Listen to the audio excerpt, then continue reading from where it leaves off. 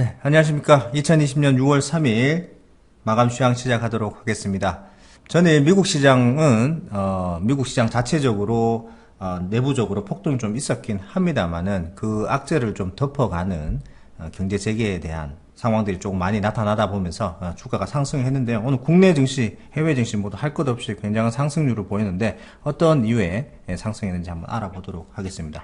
오늘도 좋은 말씀 해주실 최 이사님 모셔보도록 하겠습니다. 안녕하십니까? 네, 네, 반갑습니다. 반갑습니다. 네, 나스닥도 연일 신고가를 쓰고 있고요. 거의 이제 전 고점인 9,800선에 다 이제 다가가는 모습인데요. 미국 네, 시장 자체적으로는 미국 안에 이제 폭동이 일어나면서 굉장히 좀 불안한 모습들을 보여주고 있는데 주가는 전혀 영향을 받지 않는 모습들입니다. 네. 그죠. 이제 뭐 악재를 그냥 놔두지 않겠다라는 부분이겠죠. 네네. 일단 뭐 경제 재개 활동에 대한 기대감은 일단 있잖아요. 이제 그 네. 부분은 뭐 계속적으로 지속이 되는 과정이고, 네. 이제 그 흑인 그 사태죠. 뭐 사태라고 봐야 네네네. 되나요? 네, 뭐 그 사망 사건 시위가, 때문에. 네, 네. 시위가 지금 진행 중에 있는데, 이게 워싱턴 쪽에서는 그 방위군이라고 해야 되나요? 네네. 그 주 군대를 방위군. 투입했단 네네. 말이에요. 그래서 네.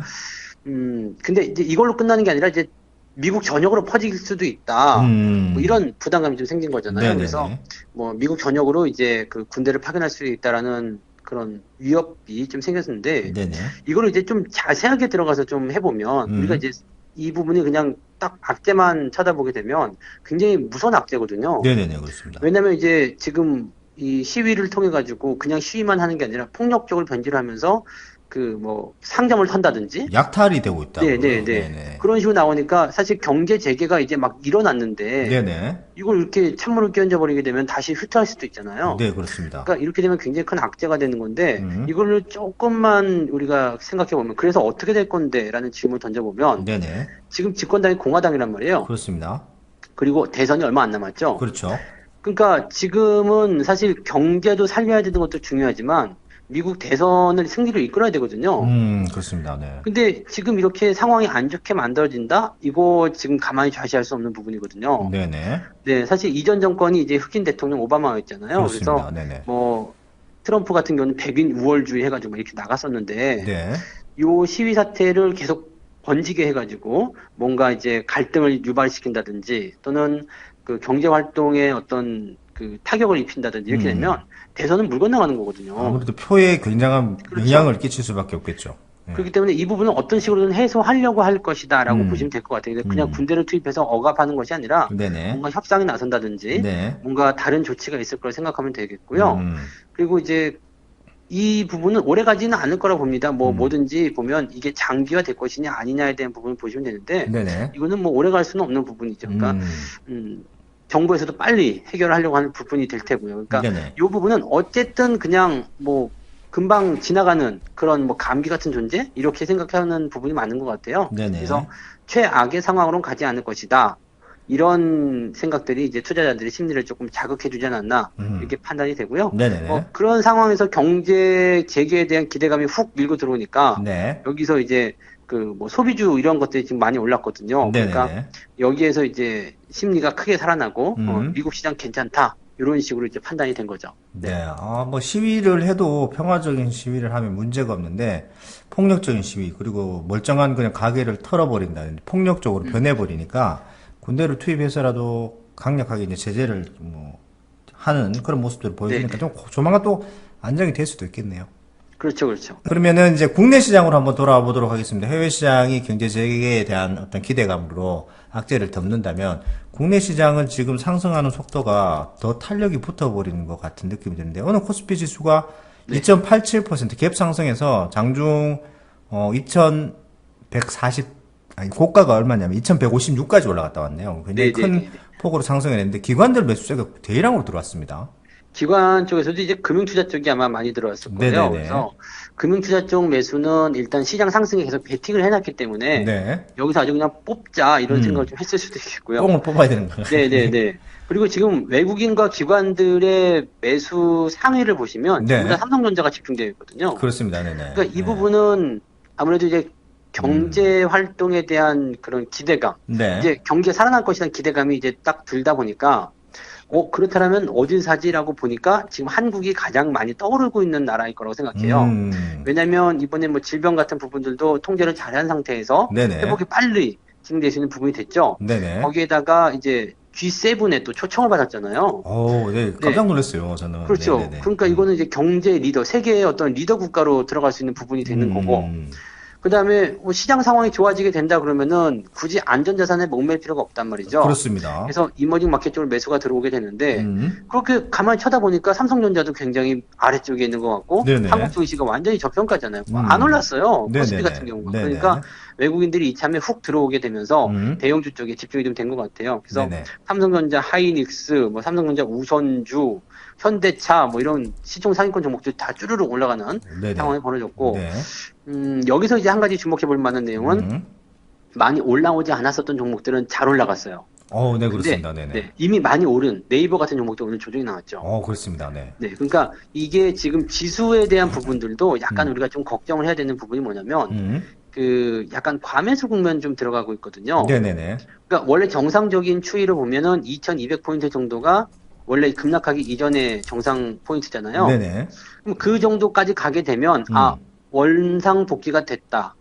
손실난 것에 대한 보상을 받아야 되겠다. 이런 심리가 작동하게 되죠. 네네네. 그래서 본전에 파는 사람이 그렇게 많아요. 음. 그러니까 주가가 지금 이제 과매수 국면이고 뭐 추가적인 상승이 더 나오게 된다라면 조정에 대한 부분도 이제 걱정을 해야 되는 상황이 좀 들어가게 되는 거죠. 네네네네. 네, 그래서 약간은 이제 공격적인 매수보다는 음. 이제 방금 전에 말씀드렸던 것처럼 이렇게 많이 올라간 주식들은 좀 차익 실현에 좀 들어가고 네네. 또 이제 올라오지 못한 종목들 위주의 매수가 들어가는 그런 음. 순환매적인 포인트가 좀 필요할 것 같고요. 네네네. 요런 관점들만 좀 잘 이용하게 되면 음. 지금 장세에서 이제 뭐 이모작이든 삼모작이든 이제 네. 샀다 팔았다 하는 그런 트레이딩적인 매매가 음. 충분히 가능할 거라고 생각이 좀 됩니다. 그래서 네네네. 돈 벌기 좋은 장이 또 오고 있는 것 음. 같고, 또 제가 지금 이 과매수 국면 해가지고 조정이 나올 수도 있다, 이런 얘기 잠깐 해드렸지만, 네네. 당장 나오지 않아요. 네, 그렇습니다. 네. 뭐 아시겠습니다만은, 이제 음. 상투에 진입을 할 때, 그 네. 조짐이 있잖아요. 막 네. 그냥 막 좋은 얘기 막 나오고, 음. 매수세 막 들어오고. 근데 그러고 나서 더 올라가거든요. 좀 더 오버슈팅이 더 나오더라고요, 네네. 더 대부분. 올라가고 나서 조정이 나오거든요. 그러니까 음. 이게 극에 달하기 전까지는 계속 상승이 나온다고 보셔야 됩니다. 그래서 네네. 시장에 대한 분위기는 뭐 일단 더 올라갈 것이다라고 보시는 게 일단 맞고요. 음. 대신에 이제 올라가는 과정 속에서 일정 구간에 진입하게 되면 약간씩의 조정은 감안을 해야 된다라는 거죠. 그러니까 네네네. 그 조정이 은근히 또 아플 수도 있거든요. 많이 그렇습니다. 올라간 주식, 네네. 네, 시장은 조그맣게 조정 안 받아도 종목 같은 경우는 많이 떨어질 수 있기 때문에 음. 많이 올라간 주식은 그만큼 많이 네, 얻어맞을 수도 있습니다. 그래서 네네. 지금은 이제 종목을 선정할 때 많이 올라간 종목들은 매수하고 있다면 좀 깎아줄 때 사거나 네네네. 아니면은 올라가지 않은 종목들을 매수하시는 것이 훨씬 음. 유리하다는 이야기죠. 네. 네, 뭐 시장이 뭐 V자 반등은 없을 거라고 많은 전문가님들이 3월달, 4월달 네, 말씀을 많이 네. 하셨는데, 뭐 그냥 보란 듯이 V자 반등을 해버렸고, 정고점 네. 근처에 2200포인트 종에 매물대가 많이 있기 때문에, 뭐 음. 단기적으로 조정이, 음봉이 좀 나오면서 조정이 있을 수는 있습니다만은, 큰 네, 네. 상승 추세는 좀 더 당분간 유지될 수 있다라는 말씀을 해주셨고요. 그 네. 다음에 뭐, 기존에 뭐 네. 카카오라든지 네이버, 그 다음 뭐 배터리 관련주들 급등했던 종목들보다는 급등하지 않은 종목들도 관심을 가져주시는 게 좋다고 말씀을 해주셨습니다. 뭐 레버리지 같은 경우도 지금 음, 기관과 외국인들이 많이 가지고 있거든요. 네네네. 근데 이제 저도 이제 4월 달에 월급날 4월 26일, 5일 날, 네. 6일이니까 매수를 했었거든요. 네네네. 60% 수익이 났어요. 네, 많이 나셨네요. 이게, 네. 네, 레버리지 같은 경우는 음, 일단 증시가 올라갈 때 두 배 네네. 정도 올라가잖아요. 네네. 그러니까 내려갈 때는 두 배로 떨어지기 때문에 이게 굉장히 큰 충격이지만 음, 올라갈 때는 심어놓게 되면 네네. 굉장히 큰 수익이 또 발생하는 경우가 있는 것 같아요. 음, 그래서 그런 부분들도 좀 투자에 활용하시면 좋을 것 같고 이제 네네. 진짜 계좌 수익률도 많이들 올라오셨을 거라 좀 생각해 봅니다. 네. 네네. 지금 인버스를 사서 고통받고 계시는 분들이 꽤 계시는 것 같은데, 아직까지도요. 오늘 굉장히, 네. 굉장히 힘드셨을 것 같아요. 장이 지금 이렇게 레버리가 7% 정도 상승할 정도니, 이게 네. 어제 개인들 매매 동향을 좀 보시면 네네. 어제뿐만 아니죠. 그저께 지난주 계속적으로 보게 되면 네. 인버스에 계속 투자를 하거든요. 지금 너무 네. 많네요. 근데 네. 인버스를 계속 새로 사는 게 왜 그런가 봤더니 물려 네. 있어요. 평상가를 계산해 보면 네네. 이게 6,700원, 7,000원 뭐 이런 단계까지 올라가거든요. 네. 그러니까 물려 있으니까 이게 불타기군요. 언젠가는 네. 네, 반등이 나오겠지 싶어서 계속 물타기가 들어가더라고요. 아하.